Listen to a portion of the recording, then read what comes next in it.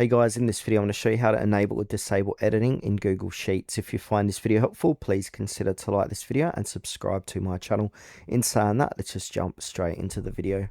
Okay, so if you want to control who can edit a Google Sheet, Google Sheets let you change permissions so people can either edit, comment, or only view your file. You can also protect specific sheets or cell ranges, so only certain people can make changes.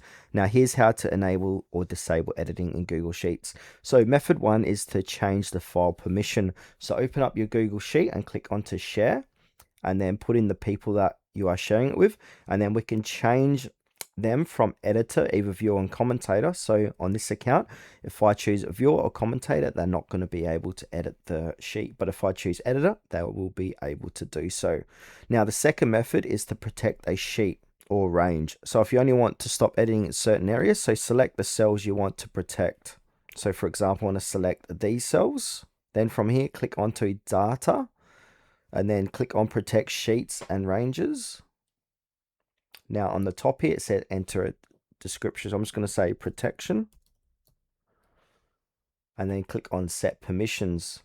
And then we can restrict who can edit this range. So I can myself, and then if I don't want that person, I'm going to check that. If we can add more editors on here and click onto done.